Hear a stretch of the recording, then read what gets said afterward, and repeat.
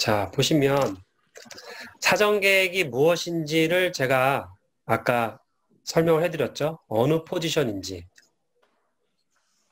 그래서 제가 늘 발표하실 때요. 다른 분들도 꼭 여기에 있는 얘네들을 꼭 기억하셔야 돼요. 여기에 있는 센텐스와 워드를 꼭 이해하시고서 진행이 되셔야 됩니다. 그렇지 않으면 핵심 포인트를 놓쳐요. 그걸 제가 다시 한번 말씀을 드리고요. 자, 사전계획 한번 볼게요. 성공하는 프로젝트는 계획 수립을 일찍 한다. 성공하는 프로젝트는 계획 수립을 일찍 한다. 사전 계획을 수립할 때에는 프로젝트 비전을 정의하고 최고 의사결정권자, 과업의 범위, 목표, 그 다음에 인력 운영, 그리고 리스크 관리에 대한 전략, 수립을 해야 된다. 자, 이 설명은 제가 거의 첫 시간부터 여러분들한테 했었던 내용이에요. 뭐냐면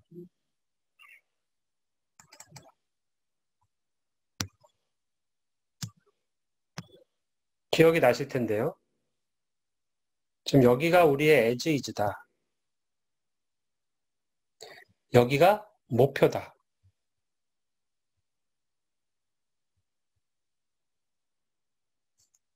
그러면 아까 생존 전략의 그 개요에서도 나왔던 것처럼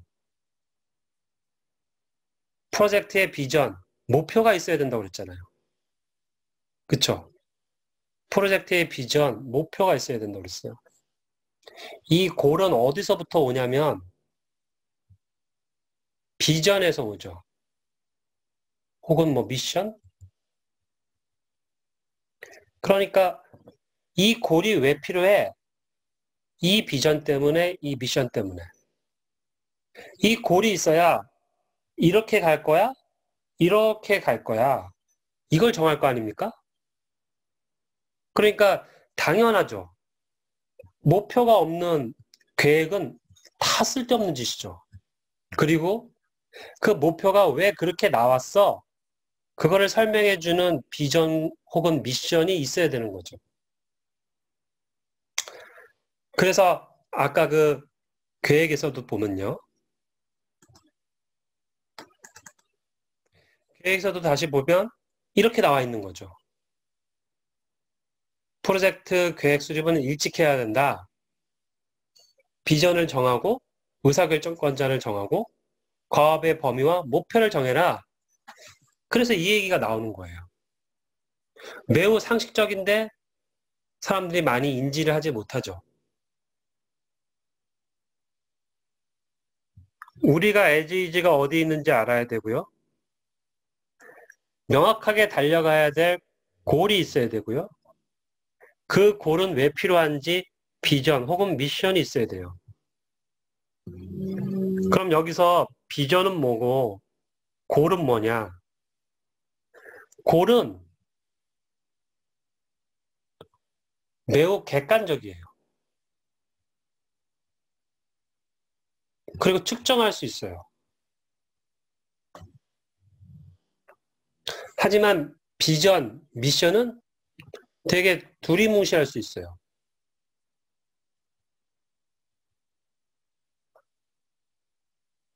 이런 거죠. 이번에 우리가 그 프로젝트를 하는데 8개월 안에 고객에 대한 이러한 요구사항들을 이 정도 수준의 품질로 납품해야 돼. 이게 목표죠. 적어볼까요? 8개월 내에 8월까지 뭐 100개의 기능을 결합 밀도 0.05 수준으로, 그러니까 천 라인당 결함이 0.05개 정도 수준으로 납품해야 돼. 이게 목표잖아요? 그러면 이게 왜 필요해? 아, 우리가 21세기를 선도하는 아까 뭐 스마트 팩토리 얘기하셨는데요.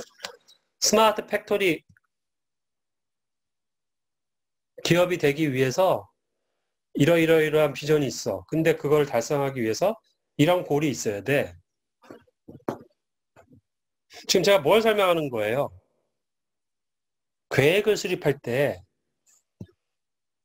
비전, 미션이 있어야 되는 거고 비전, 미션으로부터 단기적인 골이 나오는 거죠.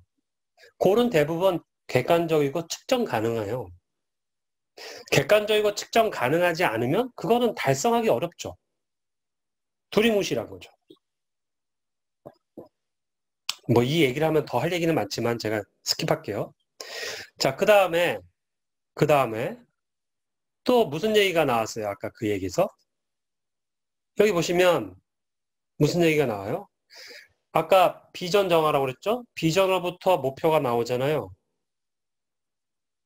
그러면 지금 범위는 이 목표의 귀속이 될 거고요. 그러면 이제 최고 의사결정권자가 남았네요. 프로젝트 계획을 수립하는데 최고 의사결정권자가 누군지, 스폰서십의 누군지, 그걸 왜 알아야 될까요? 왜? 왜? 그건 이 최종 의사결정권자가 뭐를 쥐고 있어요?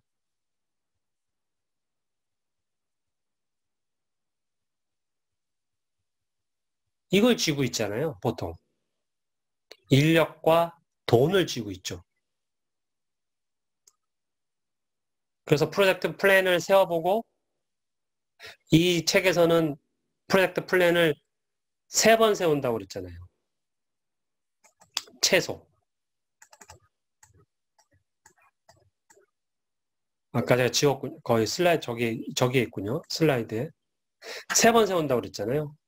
예. 그러면 그 세울 때마다 일정과 범위가 타당한가를 알 수 있을 것이고 그것을 달성하기 어려우면 인력 충원이나 혹은 어떤 생산성을 높일 수 있는 툴의 구매나 이런 것들을 판단할 필요가 한 거죠. 인력 충원 같은 거는 티밍이 된 뒤에 다른 곳에서 팀이 조인이 되는 거니까 PM 범위 바깥에 있는 거죠. 그러니까 당연히 스폰서, 임원의 스폰서십이 있어야 되는 거죠. 그러면 이제 또 뭐가 남았나요? 리스크 관리 남았죠. 리스크 관리는 제가 설명을 했어요. 자, 보면 사전 계획을 수립한다는 것은 상류 활동의 제일 거의 첫 번째 단계에서 하는데 프로젝트 비전을 세워서 거기로부터 목표를 수립하고 목표라 수립됐다는 것은 달려가야 할 골이 나왔다는 거고 예, 인력 운용에 대해서는 아까 의사결정권자의 영향을 많이 받는다고 얘기했고요. 요거에 대해서는 자세히 설명하지 않을게요. 리스크 관리 남았네요. 왜 계획을 세울 때 리스크 관리가 필요하다고 했습니까, 여러분? 배우셨잖아요, 그죠? 왜 계획을 세울 때 리스크 관리가 필요하다고 제가 설명을 해드렸죠? 한번 말씀을 해보실래요, 누구? 왜 필요하다고 했습니까? 관리를 안 하면 망하기 때문에 네? 조금만 크게 얘기해 주세요. 관리를 안 하면 그 프로젝트가 이렇게 망하기 때문에 리스크 관리를 해야 예, 한다. 맞아요. 예, 네. 맞는데 계획하고 연관지어서 계획하고 리스크 관리하고 무슨 상관이죠? 리스크 중심의 계획을 수립하기 때문에. 그렇죠. 계획을 수립한다는 건 결국 보세요. 계획을 수립을 한다는 건 우리의 골이 있고 현재 위치가 있어요. 그 골은 비전에서 나왔어요. 그럼 여기서 여기까지 가야 되는 거예요. 그런데 여기서 여기까지 가는데 지금 그림처럼 이렇게 일직선으로 나오는 그런 프로젝트는 존재하지 않는다고 그랬잖아요. 항상 우리한테 뭐가 있어요? 리스크들이 있다고요. 앞에. 이거 거의 첫 시간에도 말했죠. 그래서 이렇게 리스크가 있으면 어떻게 이렇게 직진해서 갈 수 있겠어요? 이 리스크가 버티고 있는데. 그리고 이 리스크는 미래의 문제이기 때문에 미리 준비해 놓지 않으면 이 문제가 미래의 문제에서 현재 문제로 전환되면, 이슈가 돼버리면 그때 가서 하죠. 그때 가서. 그게 프로젝트를 생존하지 못하게 만든다는 거예요. 그래서 리스크를 많이 뽑고 그 리스크의 해결 방안을 찾다 보면 결국 이렇게 가는 거 아니에요? 그쵸? 이 길이, 제가 지금 보여드렸던 여러분들이 지금 보시는 이 길이 결국 플랜이잖아요. 이렇게 가자.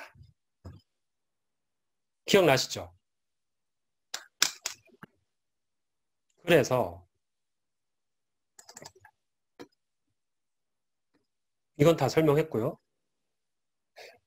여기에 보면 재미있는 사실이 있어요. 거의 첫 시간이었는데 소프트웨어 프로젝트의 성공 확률은 몇 프로입니까? 내 시험에 낼 거야. 맞춰보세요. 소프트웨어 프로젝트의 성공 확률 몇 프로예요? 빨리 얘기해 보세요. 통계적으로. 아무도 몰라요?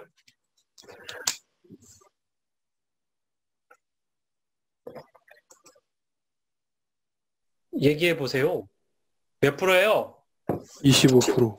네. 25%만 성공한다고 그랬잖아요. 25%만. 그래서 제가 그 그래프를 보고 좌절했다고 그랬잖아요. 처음에는 좋아했다가. 왜 나는 이 25%에 못 들어갔는가? 그런데 여기 보십시오. 프로젝트 노력. 여기서 노력은 그냥 비용이라고 보면 돼요. 비용. 5%만 투자하면 어떻게 된다는 거예요? 25%가 50에서 75%가 된다는 거 아니에요? 야, 이거 수지 맞는 장사 아닙니까? 여러분? 예? 다른 거 안 해도 돼. 뭐 다른 거 다 뭐 필요 없지는 않지. 다 필요 없지는 않은 건 아니지만 굳이 하나만 고른다. 그러면 여러분들이 프로젝트 비용의 5%만 투자를 하면 그냥 보통 25%가 페일이에요. 프로젝트가. 근데 5%를 투자하면 어떻게 된다는 거예요? 50%에서 75%까지 석세스 한다는 거 아닙니까?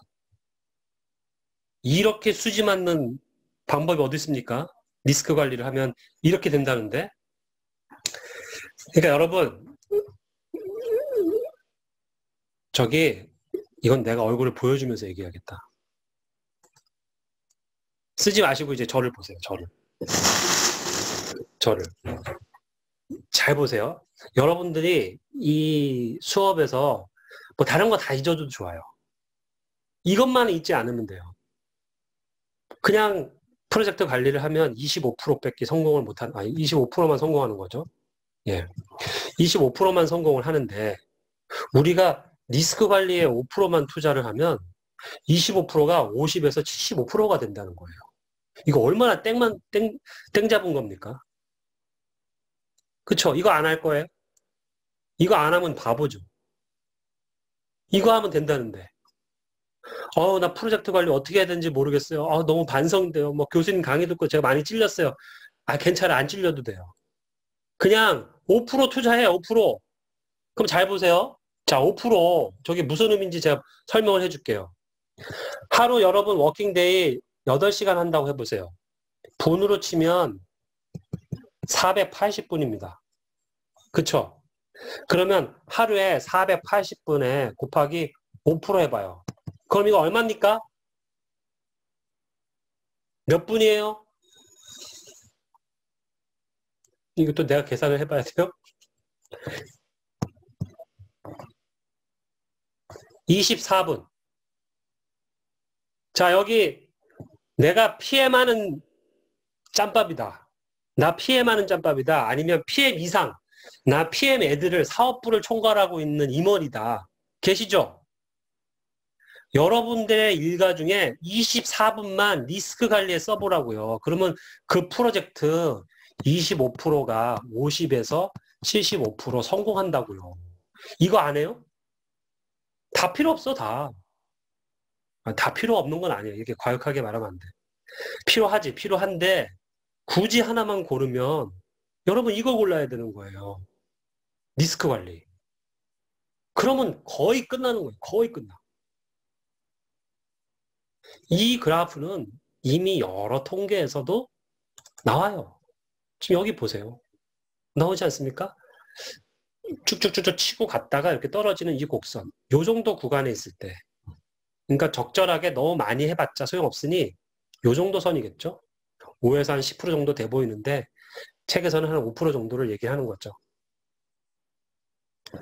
자, 그러면 이제 여러분들이 무슨 질문을 막 저한테 하셔야 되냐면 리스크 어떻게 뽑아요? 리스크 어떻게 뽑아야 되는 거예요? 이렇게 물어봐야 돼요, 저한테. 어떻게 해야지 리스크 뽑죠? 이런 거는 여러분 읽으면 되잖아요, 그죠? 이런 내용들은 읽으면 아는 거지 이거 모르겠습니까? 그 많은 리스크 어떻게 뽑죠?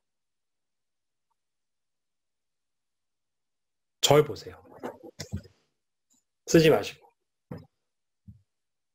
카메라가 밑에서 잡아서 좀 이상하게 보이긴 하는데. 자, 제가 여러분들에게 팁을 드릴게요. 이건 제가 수도 없이 실제 프로젝트에서 효과를 봤던 거예요. 만약에 제가 여러분들에게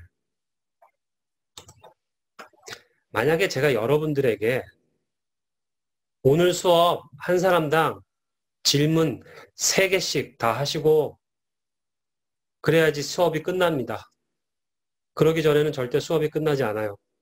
자, 이제부터 정미성님부터 돌아가면서 질문 3개씩 무조건 하십시오. 대신 중복되면 안 됩니다. 시작.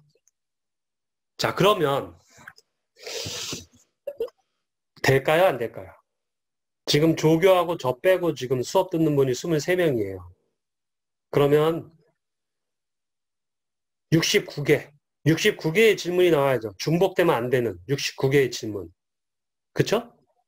나올까요? 안 나올까요? 자, 그럼 모르겠죠? 자, 이제 해봅시다, 그러면. 진짜로. 8시 넘어도 난 몰라. 9시가 됐건 10시가 됐건. 한 사람당 3개씩 질문을 해야지 이 수업은 끝나는 거야. 만약에 나가? 그 사람 무조건 F야. 아시겠죠? 자, 그러면 한 사람당 3개씩 질문을 해야지 나갑니다. 이렇게 되면 어떤 일이 생기는지 아세요?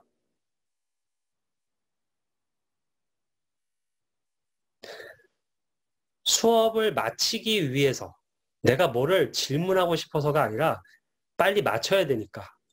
밥도 먹어야 되고 드라마도 봐야 되니까. 집에도 가야 되고. 그래서 우리의 뇌는 기가 막히게 질문거리를 찾아냅니다. 이해되세요?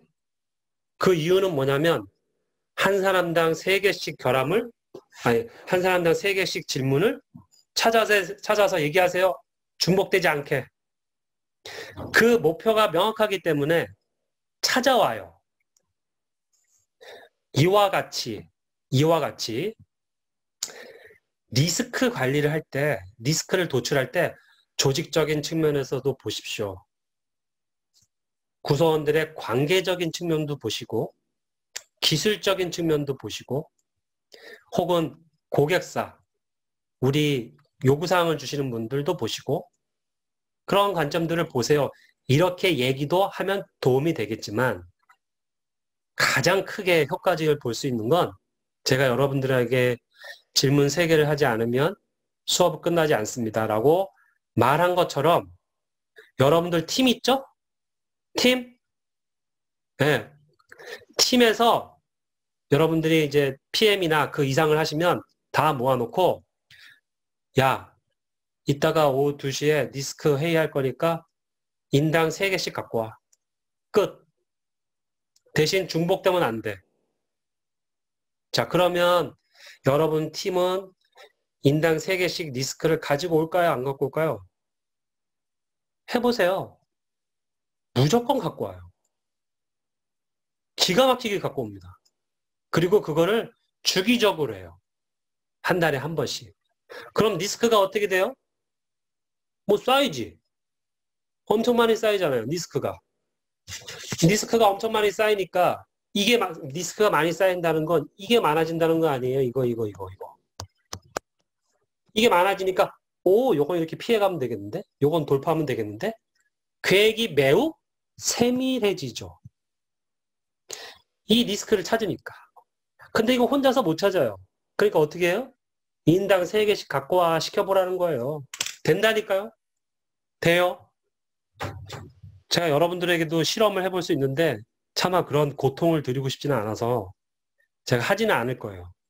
근데 만약에 제가 정말 여러분들이 정말 뼈저리게 느껴보시라고 제가 이번 중간고사는 저한테 질문 3개 그리고 거기에 대한 답까지 스스로 만들어서 제출하세요. 그러면 안 할 것 같으세요? 다 하죠. 이게 첫 번째예요. 리스크 관리는 그렇게 한다. 나머지는 그냥 보시고요. 다음 요구사항 개발인데요. 요구사항 개발에서 핵심은 몇 가지가 있습니다. 제가 한번 읽어볼게요. 요구사항을 개발하는 동안 사용자 인터페이스 프로토타입과 사용자 매뉴얼과 요구사항 명세서를 여러 버전으로 작성하면 소프트웨어 개념이 더욱 명확해진다. 요구사항을 작성하고 요구사항을 도출하고 요구사항을 관리하는 목적은 우리가 뭘 개발해야 되는 건가? 그거에 대한 이해를 높이기 위해서죠. 그런데 여기선 뭐라고 그럽니까? 소프트웨어 개념, 우리가 뭘 개발해야 되는가? 그거를 명확하게 알고 싶다면 어떻게 하라는 얘기입니까? 포인트가 여러 버전이 있어야 한다는 얘기예요. 이게 포인트예요. 생존을 위한 요구사항 관리의 포인트가 소프트웨어 개념을 명확하게 하려면 여러 버전이 있어라 그 얘기예요. 여러 버전. 지금 이 책 1998년도를 쓸 때의 그 여러 버전은 유저 인터페이스 프로토타입, 사용자 매뉴얼, 요구사항 명세서라고 얘기를 하고 있는 거예요. 그런데 지금의 시대로 오면 조금 다르게 해석할 수도 있어요. 지금의 시대로 돌아오면. 자, 먼저 사용자 인터페이스 프로토타입. 이거 뭐예요?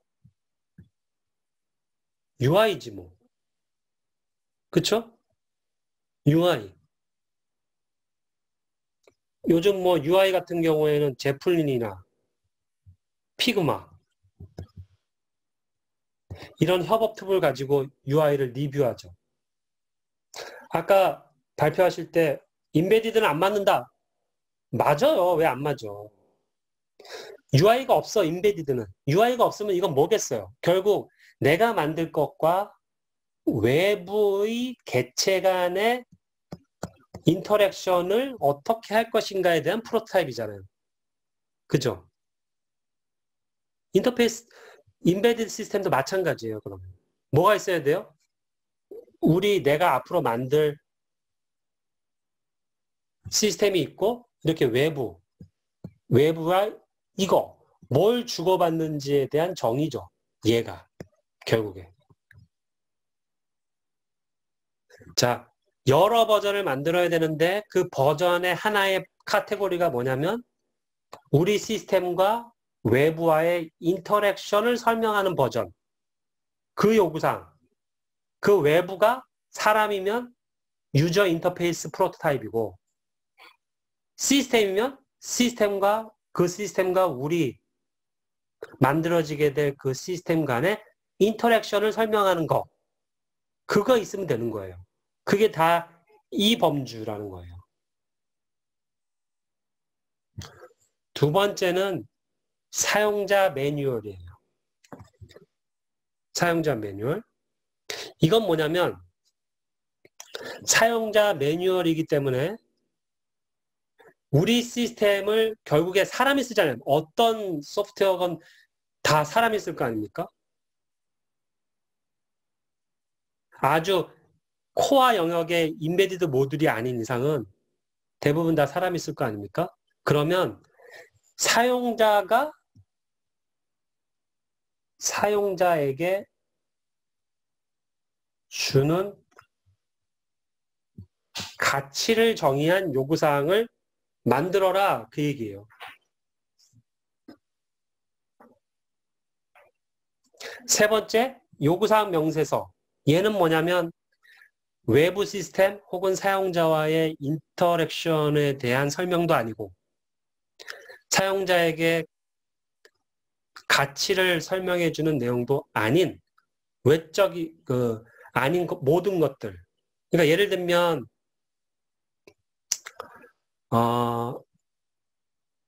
DB를 서베이 한다든지 혹은 클라우드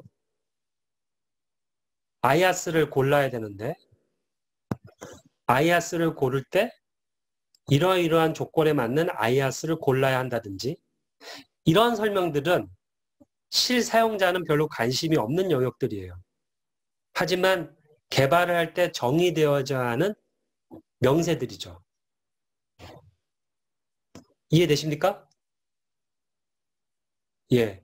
이렇게 하나의 어떤 우리가 만들 그 시스템에 대해서 우리가 만들 시스템이 이렇게 있을 때에 세 가지 뷰. 이게 뷰예요. 적어도 세 가지 뷰에 대한 요구사항 정의를 하면 소프트웨어 개념이 명확해진다. 첫 번째는 외부 객체. 이게 사람일 수도 있고 아니면 시스템일 수도 있죠. 와의 상호작용을 어떻게 하나. 사람인 경우에는 그래서 유저 인터페이스 프로토타입이었죠.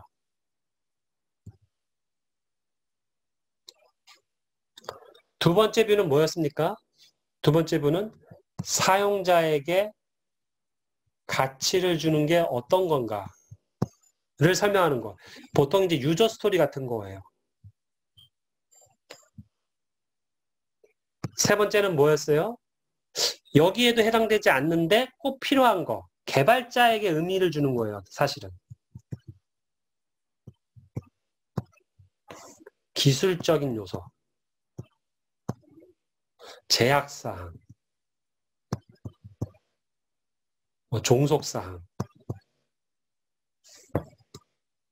뭐 이런 거 아니에요? 여러분 요즘 뭐를 개발하더라도 개인정보 때문에 주민등록번호를 보여줄 수 없고 DB에 저장하더라도 암호화를 해서 저장을 해야 되지 않습니까? 그건 사용자가 얘기를 하지 않아도 법 때문에 어쩔 수밖에 없는 거예요. 법령, 법률 이런 것들. 그래서 이런 뷰. 이 여러 개의 버전으로 하면 소프트웨어에 대한 개념이 명확해진다. 그 얘기를 하는 겁니다.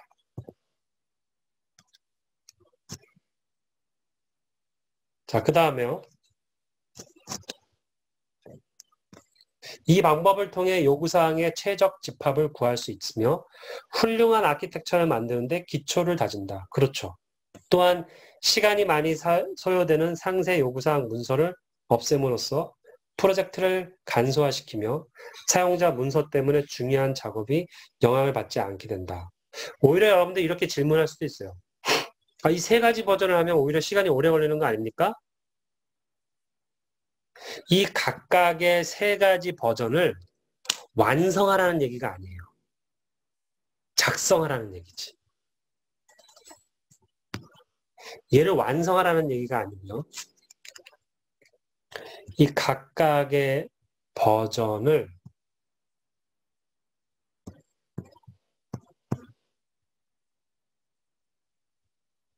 내가 쓸 수 있는 범위만 이렇게 쓰는 거예요.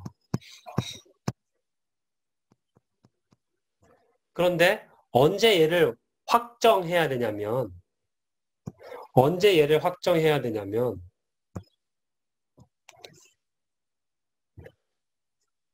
단계별 납품 방식에서 이 피처는 이번에 납품해. 이번 단계에서 개발돼서 납품할 거야. 그 단계가 있겠죠? 우리 단계별 납품 방식 이렇게 있잖아요. 이렇게. 네? 요때 릴리즈를 해야 한다고. 그러면 여기에 있는 요구사항이 1번부터 2, 3, 4, 5, 6, 7, 8 있고 여기는 A, B, C, D, E, F, G 있고 가, 나, 다, 라 뭐 이렇게 있다고 해보세요. 그러면 요때 우리가 릴리즈 하는 건 1번, 2번, 3번 A, B, C 가, 나, 다야. 그러면 1, 2, 3 A, B, C 가, 나, 다는 얘를 릴리즈 하기 전에 요구사항이 확정되면 되잖아요. 그러나 두 번째 단계에서 릴리즈를 하는 4, 5, 6 D, E, F 라마사 얘는 이 단계 때는 확정 안 줘도 되잖아요.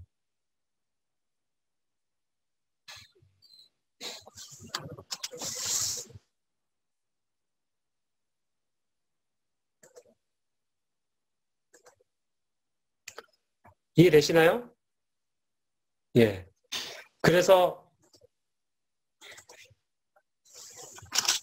그래서 이 얘기가 확정은 이 세 가지 버전에 대해서 초기에 확정하라는 얘기가 아니라 그 지난번 수업에서도 발표해서 말했는데 80% 정도까지 하라고 돼 있죠. 완전히 확정 지는 게 아니라 그때 그 정보를 가지고 확정할 수 있는 정도만큼만 확정을 지으면 돼요. 이 개념이 이해가 되십니까? 네? 예. 자, 이게 요구사항이에요. 끝! 다음. 그럼 품질 보증 어떻게 할 거냐? 품질 보증. 품질 보증을 제가 읽어보려고 했더니 목이 아프니까 임민선 님이 한번 품질 보증 읽어주시죠.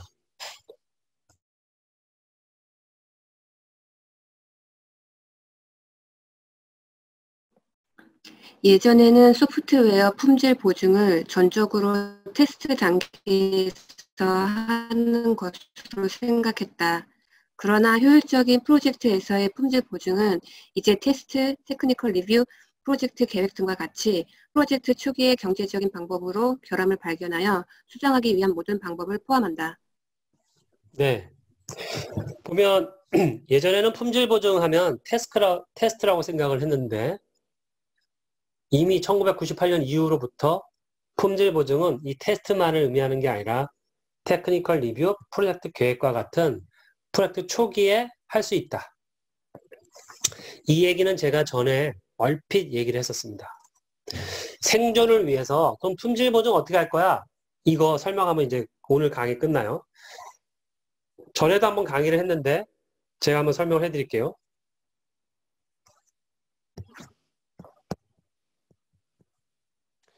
이렇게 상류가 있고 하류가 있습니다. 상류가 있고 하류가 있어요. 지난번에 말씀드린 것처럼 이 하류에는 실체가 나온다고 그랬죠? 코드가 나와요. 그래서 데모를 볼 수 있습니다. 데모를 본다는 얘기는 테스트를 할 수 있다는 얘기죠. 상류는 개념이라고 그랬죠? 우리 머릿속에 있다고 그랬어요. 코드가 없어요. 데모 못 봐요. 그러면 품질을 보증하려면 품질이 어느 일정 수준을 쭉 유지되게끔 가져가려면 어떻게 해야 되냐 그 얘기잖아요. 실제로 대부분의 결함의 80% 상류 때 유입이 돼요. 그리고 20%가 하류 때 유입이 돼요. 상류 때 80%가 유입이 되고 튕겨 나갔었네요.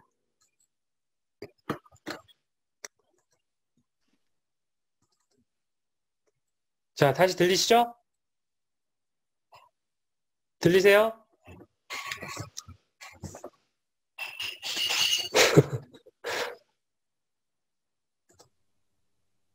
들리십니까?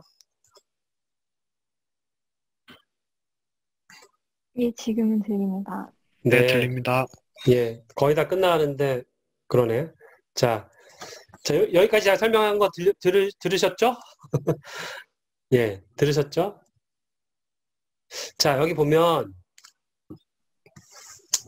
상류 때 80% 정도의 결함이 유입이 되고 하류 때 20% 정도의 결함이 유입이 돼요. 그러면 이 상류 때 개념에 대한 80%를 어떻게 품질 보증할 거냐? 하류 때 20%에 해당하는 이 실체에 대한 결함을 어떻게 품질 보증할 거냐? 그게 관건이거든요.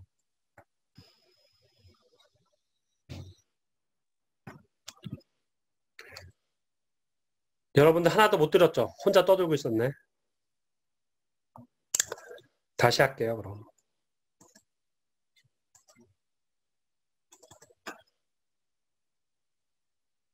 네. 그림은 그대로인 것 같으나 제가 설명을 거의 다 했었거든요. 자, 다시요. 80%가 상류 때 유입이 되고 20%가 하류 때 유입이 돼요. 보통 결함이.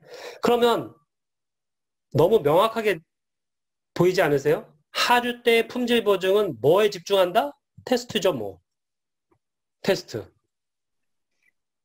테스트에 집중하면 됩니다. 교수님 또 안 들립니다. 안 들려요?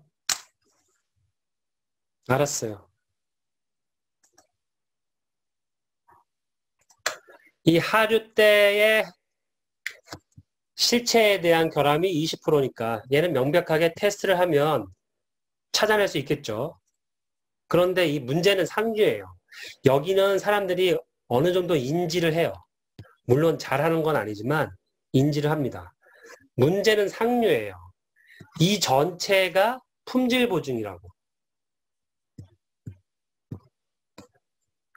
그럼 이 상류 어떻게 할 거냐는 거예요. 상류. 상류. 그게 이 책에서는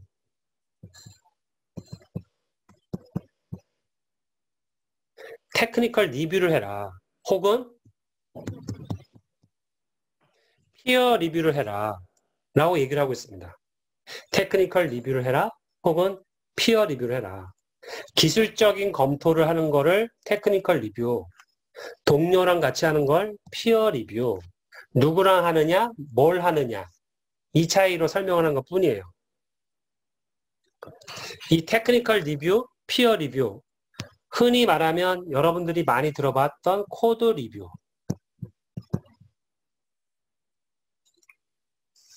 이걸 말하는 겁니다. 근데 이제 코드 리뷰는 코드가 나오면 할 수 있는 거니까 개념의 단계에서는 뭘 할 수 있겠어요? requirement 리뷰, 요구사항 리뷰, 아키텍처 리뷰, 디자인 리뷰, 뭐 여러 가지를 할 수 있겠죠. 주요 마일스톤들에 대해서. 그 리뷰가 상류 단계에서 우리가 할 수 있는 유일한 품질 보증이다. 그 얘기를 하는 거예요. 그런데 많은 리뷰의 대상 항목들이 있는데 제가 세 가지를 추천했습니다. 여러분들한테. 기억나십니까? 1번, 2번, 3번. 기억나시는 분?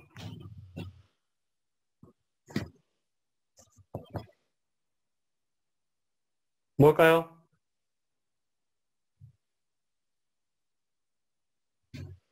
기억이 안 나십니까? 인터넷 끊기기 전에 빨리 해야지. 자, 그러면 뭐냐? 첫 번째, 계획. 계획서를 리뷰해야 됩니다. 이 계획서에 뭐가 있어요? 리스크, 골, 비전. 그 리스크가 정말 잘 뽑았는가? 그 리스크에 대한 대응 방법이 적절한가? 그거 알아야죠. 그러니까 계획서에 대한 리뷰는 꼭 해야 되는 거죠. 꼭. 그 다음 뭐요? 오늘 계속 나온 것들이네. 요구사항. 요구사항 리뷰. 그 다음에 뭐요? 코드 리뷰 시간이 없어서 못해요? 어쩔 수 없고. 그럼 뭐? 테스트 케이스에 대한 리뷰. 혹은 테스트 케이스라고 거창하게 얘기하지 않더라도 뭐를 테스트할 거야. 그 테스트 계획? 뭐를 테스트할 건데 그거에 대해서 리뷰하는 것. 이게 다 개념이잖아요.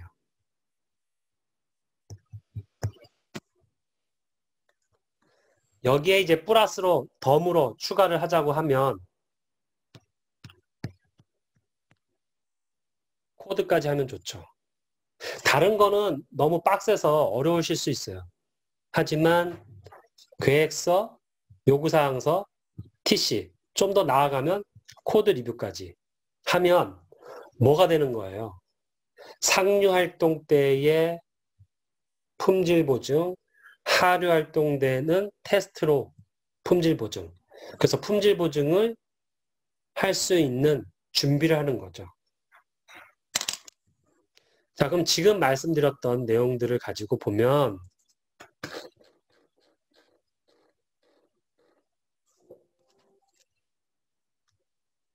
상류 때 뭘 하라고 그랬습니까? 변경 통제해라. 계획 수립해라. 요구사항 정리해라. 품질 보증 어떻게 할지 정해라. 근데 품질 보증은 리뷰와 테스트가 있다고 그랬죠? 그러면 요때는 뭘 한다? 테스트 빡시게 하고 요때는 뭐 한다? 리뷰를 한다. 리뷰의 대상은 뭐다? 계획, 요구사항, 뒤에 나오게 될 테스트, 케이스 같은.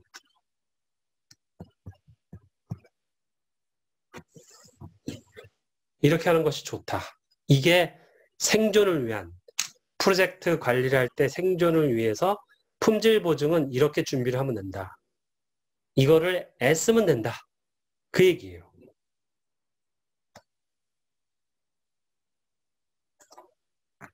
자, 우리 수업이 요구사항 관리 수업도 아니고요. 그리고 아키텍처 설계 수업도 아니고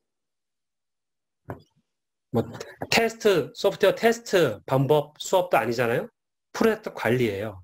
그래서 모든 프로젝트 진행할 때 수행해야 되는 그런 행위들을 생존이라는 입장에서 어떻게 관리를 해야 되는가, 그렇게 이해를 하셔야 돼요.